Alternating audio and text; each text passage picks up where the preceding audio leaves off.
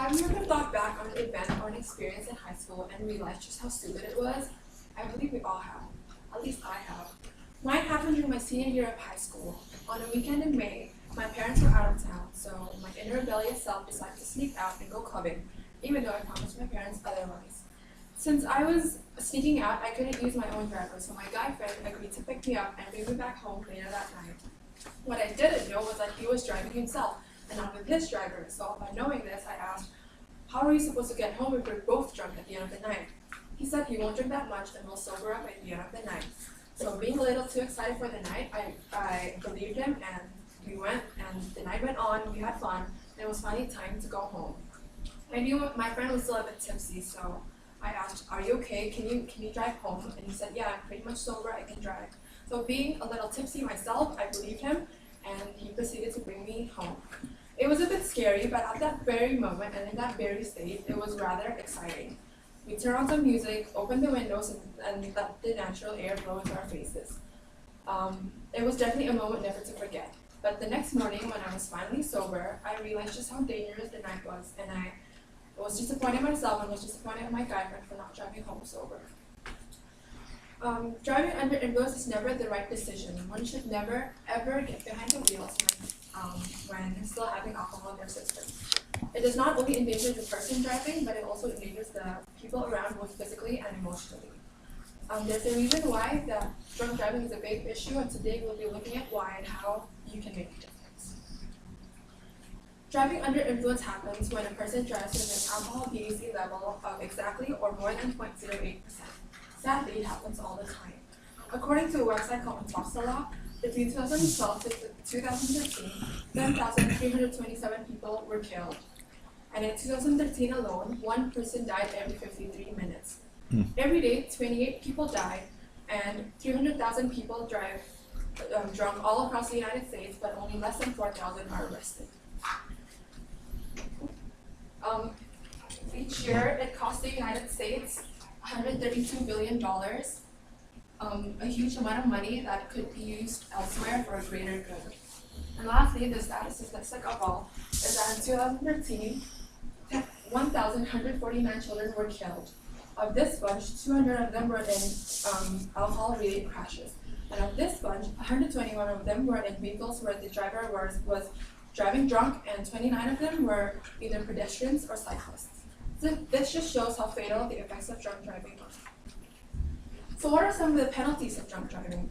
According to Attorney Rich Tim, the maximum penalties include a $1,000 fine plus $2,600 in penalty assessments, a 6-month sentence in a county jail, a 6-month license suspension, and a requirement to attach an interlock device in the convict's car. On top of all this, the driver's car insurance will also rise by about 30%. These statistics, taken from a website called Value Penguin, shows the percent increase after a DUI accident for different auto insurance companies. State Farm seems to show the lowest, but even so, is it really worth it to pay an extra amount of money for the next several years just because of one careless decision made? Wouldn't you rather avoid that along with everything else that comes with it? So why do people still drive drunk? One of the reasons why is they believe they're more sober, and they feel more confident that they can actually drive. This is what happened between my guy friend and I thank God that there weren't any accidents, but even so, we should not have risked it. Another reason why is that people are ashamed or afraid to call up a friend or call an Uber to pick them up. But honestly, it's better to be ashamed now rather than later for being called a felon. Lastly, people still drive drunk because those with a suspended license continue to drive anyway, so they don't care about the law. According to Tanya Born from Forbes, 50 to 75% of drunk drivers continue to drive anyway, even with a suspended license. So what are some of the solutions to this careless act? Firstly, the government has enacted sobriety checkpoints, which allow police to briefly stop vehicles at specific, highly visible locations. The goal is not to arrest them, but to deter impaired people from driving. According to MADD, for every dollar spent on checkpoints, citizens save between $6 and $23 in alcohol-related crashes. And according to CDC, 30 states have allowed these checkpoints, with others upholding it because they feel that it goes against the Constitution. Another solution, which I think is a more effective one, is the installation of ignition interlock devices.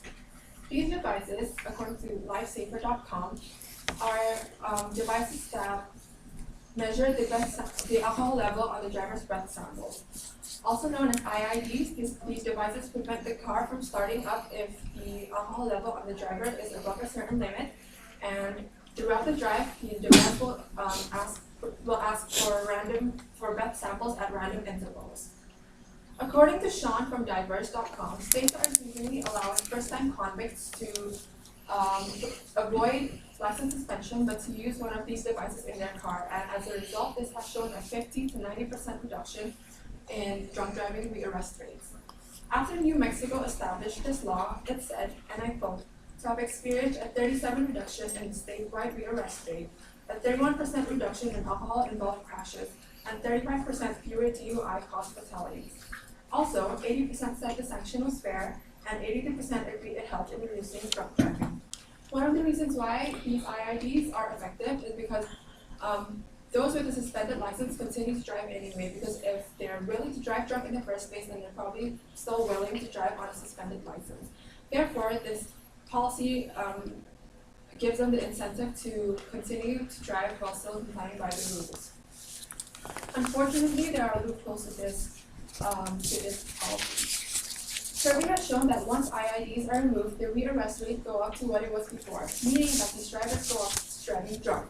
Also, in states where the law is in effect, the rate of installation remains remarkably low. Only 26% of those eligible have one installed in their cars, with others either failing to comply or have agreed not to drive at all, although they probably would not have followed through with that either. So what can you do to make a change? Firstly, you can donate to organizations such as MEDD, who help and support victims and survivors of drunk driving accidents. They claim to help one person every 8 minutes, and they have proven to push through and made a difference in persuading the government to enact further IID policies. Although we now know that those policies need further work as well. So what can you do about those policies? Firstly, you must be able to embrace and realize that these IIDs do and can work. The more we start embracing them, the more state governments and politicians will see that they are actually effective and will start enacting them in different states.